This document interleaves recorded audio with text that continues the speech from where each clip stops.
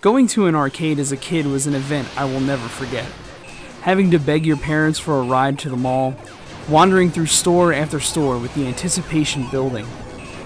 Hearing and seeing that cacophony of light and sound, the smell of hot wood from the machines, neon lights buzzing, the clank of the change machine. It was such a wonder upon which to feast your eyes and ears. Arcades were everywhere you turned. The mall, your local shopping center, even movies almost always seemed to have an arcade machine or pinball machine in the background. Today, arcades are more of a novelty than a mainstay of American culture. Gone are the social hubs of my youth, replaced with home console multiplayer experiences. While convenient and fun, it's just not the same as walking up and standing next to your partner or opponent and looking them in the eye as you begin to play. Looking back over some of my favorite movies from the golden era of arcades, I began to put together a list that I wish were real and could visit. So without further delay, here is Retro Safari's top 10 arcades I wish were real and would like to visit. At number 10 we have Suburban Commando. Honestly, when I started thinking of this list, Suburban Commando was the first movie that came to mind. It's not the biggest arcade I've seen in movies, but having a chance to play Afterburner with Hulk Hogan before he became a scumbag would have been pretty awesome. Plus, I've always wanted to play an arcade machine so well that I broke it and a little surrender flag popped out of the side. So at number 10, I'd like to visit the arcade from Suburban Commando.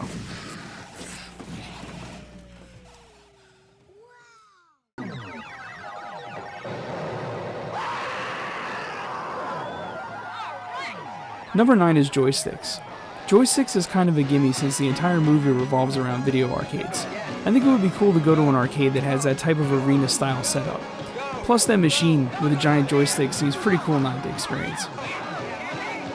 The arcade is a bit cramped and it would suck having to play after this dirtbag gets his chocolate hands all over the buttons. I used to hate that. In my book, an arcade should be like a gym.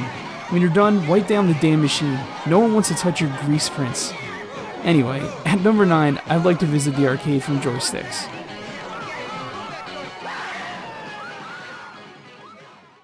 Okay, team, we're saved. Meet the Number 8 is Starfire Midnight World Madness. Champion. Aw, little Michael J. Fox is so cute. Go to it, Anyway, this is another arcade I wish was real. I've never seen a Starfire machine that elaborate before. Also, how the hell did George Lucas not sue the crap out of this company who made that? They're literally TIE fighters. This arcade also has the bonus of having Pee Wee Herman as a manager. Who knew Pee Wee and Marty McFly were in the same movie at one point in time? This star power contributes a lot to my desire to visit this arcade. But since it's small, I kept it low on the list. At number 8, I'd like to visit the arcade for Midnight Madness. and intelligently. Okay?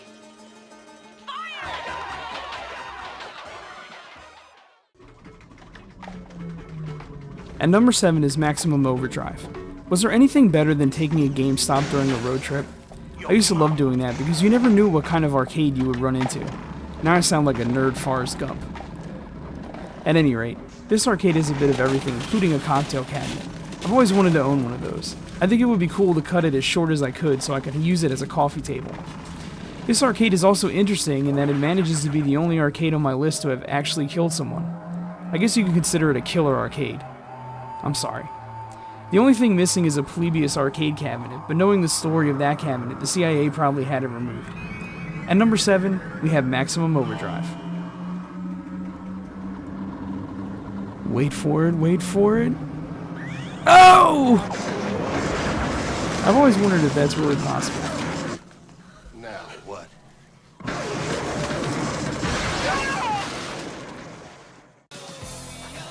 At number 6, we have the venerable 80s classic Karate Kid. This is a well-rounded arcade with a lot of mainstay cabinets. I swear the only time I've ever seen those light gun games in use is when a girl's playing it. Look, it even has that hockey machine that every arcade on the planet had. USA versus the USSR. You know, I don't think I've ever seen anyone actually play one of those things before. Karate Kid's arcade seems like a stereotypical hangout arcade place I love a chance to visit. It also gets some bonus props for having tinsel and a disco ball in the background. So at number 6, we have the arcade from Karate Kid. That's how we're different. Why don't you just admit that you can't handle the situation the way it is then? No, I can handle it fine. You can't. Ooh, Daniel LaRusso burned. She's never been anything but nice to you. Oh yeah, she was so nice. She used me to make what's his name. Number 5 is Terminator 2. It's such a typical mall arcade. You have a bunch of stand-ups and a couple special cabinets you can sit down in. That Afterburner cabinet is amazing. Someday I'd really like to collect that, but I'll need a 2-story garage to house it since it's so freaking huge. This arcade also gets bonus points for having a Trog cabinet. If you've never played Trog before, please do it. It is amazingly fun. And there are a couple of decent console ports of the game too. Minus the T-1000 running around causing mayhem, I think this would be a pretty cool arcade to visit.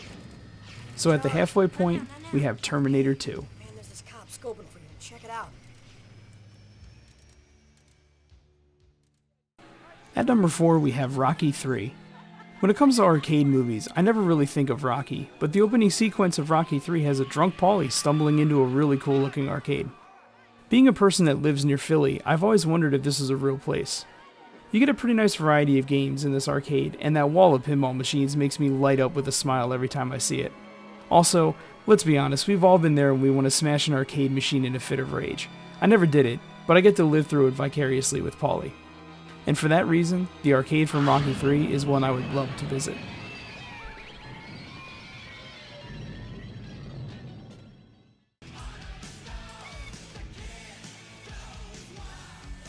Isn't this a school day?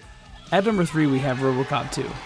Data East in my opinion turned out some really mediocre to shitty NES games, but when it came to arcade games, they did pretty good. Midnight Resistance is one of my favorite arcade games, and having a chance to go to a Data East themed arcade would be a dream come true. I have to admit, when RoboCop knocks this crooked cop into the machines to hurt him, I always cringe a little. Can you imagine how much it would cost to repair one of those nowadays? Minus the damage to the arcade machines, I think this looks like an incredible arcade I'd love to visit.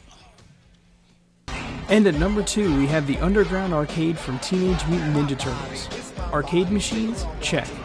Underage gambling and smoking? Check. Pool, cards, roulette, stolen merchandise? Check. A freaking skate park? Check. And you have the added bonus of having an underground ninja training center. That could come in pretty handy. I was a bit surprised you didn't see the Teenage Mutant Ninja Turtles arcade machine in the background, since it was so hugely popular. Instead you see Narc. I just never got the correlation. Maybe Shredder liked the 1990s Winners Don't Use Drugs campaign slogan that Narc had? I don't know. At any rate, number 2 is Teenage Mutant Ninja Turtles. And the number 1 arcade I would love to visit is Flynn's Arcade from Tron. I mean, what an incredible place if it was real. You have so many great games, and on multiple floors. Flynn's Arcade looks like my dream setup to own. I wish this one was real so badly, I would pay any amount to travel there just to spend a few hours looking around. I also find the visual style of the arcade to be very inviting. The neon lighting coupled with the pastel sort of colored walls really adds to the feel of the arcade. This arcade not only has the machines, it has the look and feel. And you can tell that the set designers for the film really were arcade fans. Tron is definitely my number 1 want to visit arcade. Maybe someday if I win the lottery, I'll be able to make Flynn's a reality.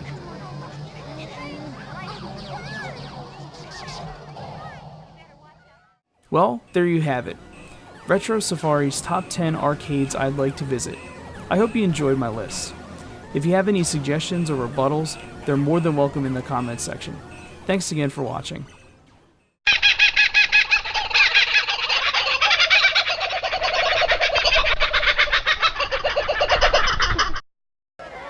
How'd you do it?